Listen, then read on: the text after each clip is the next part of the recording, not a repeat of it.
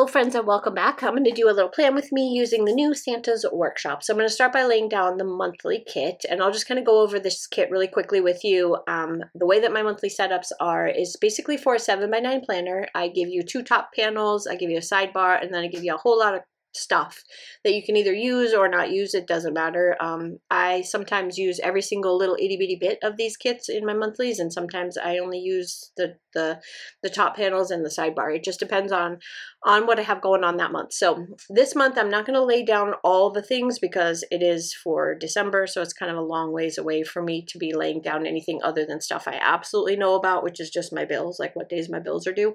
But I wanted to show you how it looked when it was all laid out. So this is the Santa's workshop, and when we get into the actual weekly layout is when I'll explain some things to you about how I thought that this plan would be fun for me to do a voiceover so that I can explain to you the process behind how I come up with these kits, because I do get questions, and sometimes it surprises me that people ask me questions. Like, I don't know. I don't really think of myself as an artist. I just like to doodle, and I think it's fun and stuff looks kind of cute.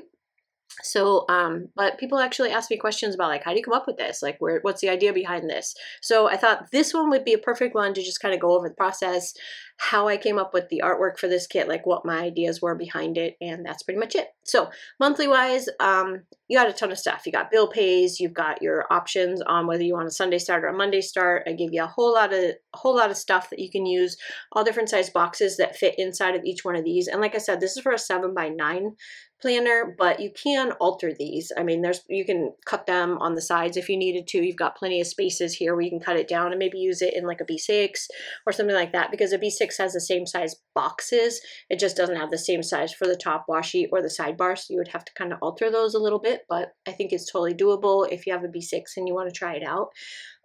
Yeah, but any other size planner, you're going to need to get the one for that. So if you're in an A5, you need to get the Hobonichi Cousin, which is an A5. You would need to get that one. There's a monthly for that one as well. If you're in a Hobonichi Weeks, unfortunately, I don't have a monthly for that, but you can totally get the washi sheets, which is what I did in mine, and use the washi sheets and just cut them down and use them for the monthly. Yeah, so anyway, that's pretty much it. We're going to move on to the week. So the week that I'm going to do is the week leading up to Christmas. So you've got the 18th through the 24th, and this is the kit, and I'll kind of go over the boxes and like where I came up with ideas for it as I'm laying it down. So I'm not going to do a whole lot of chatting about where I'm laying the boxes down or anything like that, because you guys know I always start with my bottom washi and my date covers, and then I kind of move on from there. I like to keep all of my check boxes kind of close by so that I can easily reference them when I need to, but other than that, you guys know my process. So I think what I'll do for the rest of this plan with me is just tell you kind of how I draw.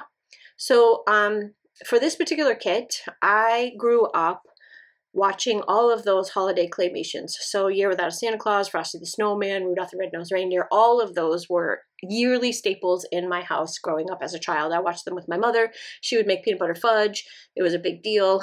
We would sit and watch these Christmas shows every single year leading up to Christmas. And I did the same thing with my kids. So when my kids were little, I would also do the same, put on every time that this stuff would come on, we would do the same thing and sit down and watch them together. So this kit in particular is very heavily drawn on those particular claymation holiday movies. So when I started drawing it, I started thinking about like Year Without a Santa Claus specifically, because Mrs. Claus is pretty heavily featured in Year Without a Santa Claus, whereas she's not in a lot of the other ones. The reindeer he doesn't have a red nose, but he's a reference to Rudolph the Red-Nosed Reindeer. Obviously you have Santa, you've got all the elves, which was also in a lot of them. You've got elves almost in every single one of those claymations. Yeah, so when I was making these boxes, I always start with how many boxes I need. So I always want you to have at least 9.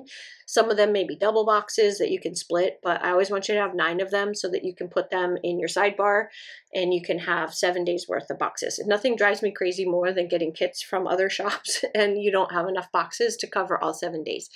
Because I'm a no white space planner. So, and if you're not a no white space planner, it gives you plenty of stuff to where you can use them on another week. You could have extra boxes to use them again on something else.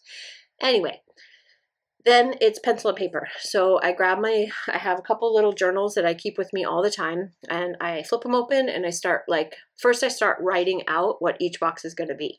So in this kit, if you remember, almost every single one of the claymation movies that starts with Burl Ives, he's standing there as a snowman and he's basically telling you how the story starts. And usually it starts with this like wide shot of the North Pole, and then you kind of zoom in on Santa's workshop, and then you kind of go inside. So the first scene that I wanted to draw was basically that. So I wanted to have like Santa's workshop with the little mailbox outside and somebody out there with packages, and I put like Santa going by in the background so that you can kind of tell that this is Santa's workshop.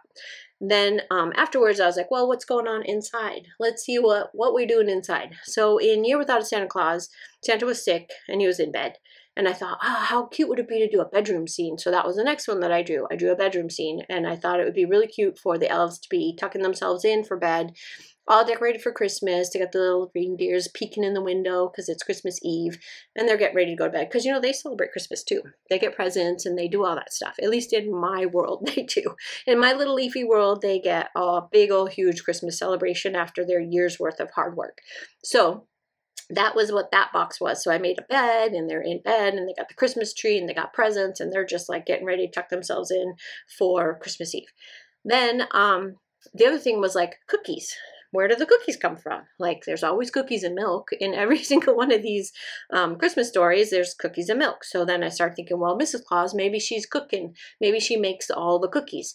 So then there had to be a kitchen. And in the kitchen, they had to have an old timey stove.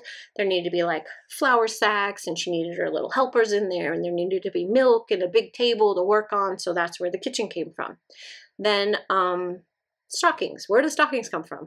Like, there's stockings in every single house, and he's filling them, but where do they come from? So then I made a sewing room with all the little details of the sewing room, with an old sewing machine and a big old clunky table and cute little fabrics and all that kind of stuff. So then that's where the sewing room came from. And then what I wanted to do was, because it's a workshop, I wanted to do like a factory scene. I don't remember if you remember, but I can't remember which one it was, but it was one with the abominable snowman, and they're all in the factory and they're hammering and they're building the toys. I wanted to do that, but it was getting like way too much. So then I thought, well, what happens after they make the toys? Well, somebody's got to wrap them, right? So then there had to be a wrapping room. So I made a wrapping room where they're putting all the toys in the boxes and wrapping them up. So you got the wrapping paper and the scissors, and they're just like working in their little room there. So that's where you got that room from. Then there's the, loading up the sleigh, getting ready to go. So there's the outside scene with the reindeer and the sleigh, and they're putting all the toys in it. And then Frosty. I wanted to do a snowman, so I had to come up with a box for the snowman, which is where the little snowman box came from, with the sleigh all ready to go and the reindeer and all that, because it was kind of a reference to Frosty the Snowman. So that is pretty much where all of my brainstorming for my kits comes from, and it starts with just a piece of paper and a pencil and words, basically. Like, I literally write out everything that I want to do, and then I start figuring out composition of each box, like where I want everything to be. I'm very much a rule of threes person, so I want to have like 3 focal points in each box. If you look at each box and you want to try to figure out where my 3 focal points are, it'll be like a little challenge for you to figure out my 3 focal points in each one of these boxes, but I definitely do follow the rule of threes. And then color theory, when I figure out what colors I want to use, if you notice, these are not at all traditional Christmas colors. I literally go to Google and I say non-traditional Christmas colors, go. And then I let it throw out all the different, color palettes that would work for Christmas. And that's where I choose my Christmas colors from. So it's not like I don't have a degree in color theory or anything like that. Definitely not. Half the time when I pick a color palette, I have to do a lot of alterations to it because it won't have all the colors that I want. So I have to kind of play around and figure out what colors go pretty good with it. And I think this kit came out pretty well. Sometimes it's a total bomb. Like, I just started a kit called World Traveler, and I had already picked out my color theme, and I started drawing it, and I started with London. And when I colored London, I thought, man, this is drab. And I've been to London. I've been there. It's rainy. It's kind of dark. It's a little gray, but I didn't want my kit to look like that. So totally revamped the color. Like, went back to the drawing board, didn't like it, started over, and now it's stinking adorable. I love the color palette that whole entire kit is going to be. And I think you guys will like it. It's really, really cute. So I am months in advance. I'm like months ahead on the drawing. So I have the Valentine's Day kit is done. the bookstore kit, which I've already, you know, sneaked that a lot. That's finished. And then I'm starting on World Traveler right now. So I'm pretty far ahead, I think, for drawing. And I'm trying to do that so that I can order washi tape. So the washi tape, I have these 2 washi sheets here, and I can tell you that out of these 2 washi sheets, I have no washi left. So between using it in here, which I did fill in some of the spaces with the washi, you can see I'm doing that right now. I also used it in my Hobonichi Cousin. I used it for the monthly in my Hobonichi Weeks. I've used it in my journals for like daily pages. I'll put like a sheet top and bottom and then fill out whatever I want in the middle. So I use these washi pages for all those kind of things, and I absolutely love, love, love them. But I know people love washi rolls just like I do, and I really, really wanted to figure out how to make me happy with the rolls that I was ordering. So I think I figured it out. This next, the Cozy Books, is not the color palette that I wanted for the washi, but I think I figured out how to fix it for the Valentine's Day kit. So you will see a definite difference in the washi, I hope. Fingers crossed, you will see a big difference in the vibrancy of the colors of the Valentine's Day kit, which is called Happy Together. Way different than you will see for Cozy Books. Now, Cozy Books is fantastic. It's perfect. It's kind of a little bit muted, which is actually great for books. It is a lot of books in the washi tape, and it is fine. But what I want is this right here. I want the vibrancy to be the same as the washi sheets that I print on my printer. I want that to reflect in the rolls that I'm giving to you. So I think I've figured it out, and like I said, that one's going to be the big test. The big test is going to be when we get to the Valentine's Day kit. But know that I've already received the washi for Cozy Books. I love it. It is just not as bright and vibrant as I want it to be. So yeah. Anyway, we're back to washi rolls. But I'm still going to have these sheets available for A, when the washi runs out, and B, for people who just want these for other things. So it will be available. And most of the times I don't order hundreds of rolls of washi. I found a company that will allow me to do smaller rolls of washi. Not smaller rolls, but smaller orders of washi. So that's where I'm going. So I don't have hundreds of rolls of washi. So if you see something that you want, I would pick it up sooner rather than later, because I don't have as many as I normally would have ordering from the company that I used to order from. So yeah, so anyway, well, they will run out, but you will still have those other rolls, so it won't be a big deal. So how do you think it's turning out? I love how this looks. I love the colors. I love everything about it. I'm just going to throw down a couple of things in here, not a ton of stuff, but like I do have like some things. I know what work days I'm working that week. I know what day we're getting together for Christmas this year. So I have the family time up there. Just a couple of work days. This year I didn't get completely ruined.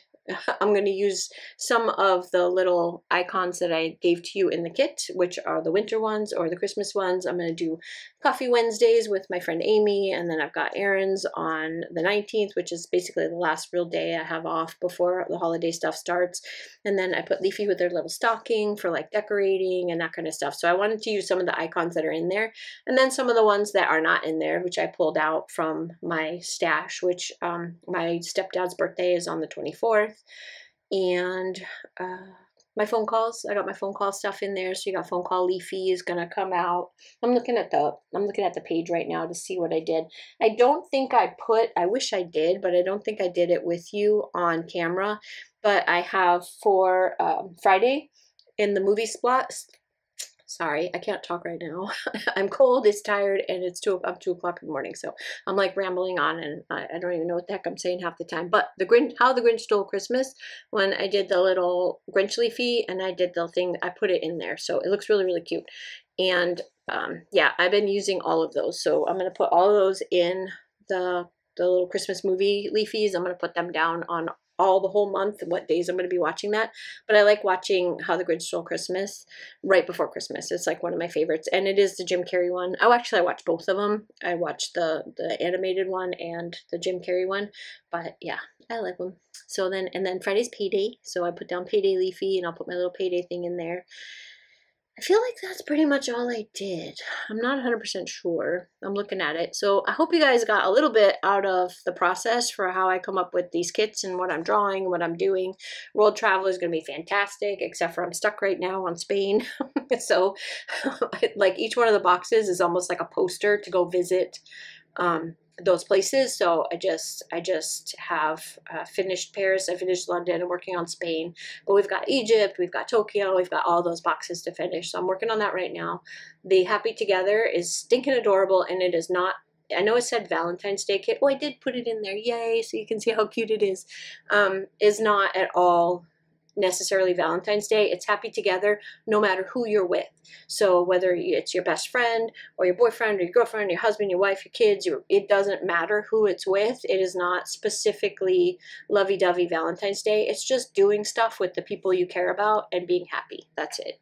So that kit is finished, and I think it came out absolutely fantastic. And yeah, so that's pretty much it. I don't think I have really anything else to put down. I got my post down, my medication leafy, and I think that's pretty much it. So thanks guys so much for hanging out with me. I really appreciate it. I hope you get some ideas for doodling if you decide that you want to do some of that on your own. It is really fun. I love doodling. So it's not for everybody, but it's definitely like almost therapeutic for me. So I hope you guys like this. I hope it just gave you some really good ideas. And yeah, so this will be available soon. And thanks so much. I will see you again on the next one. Bye.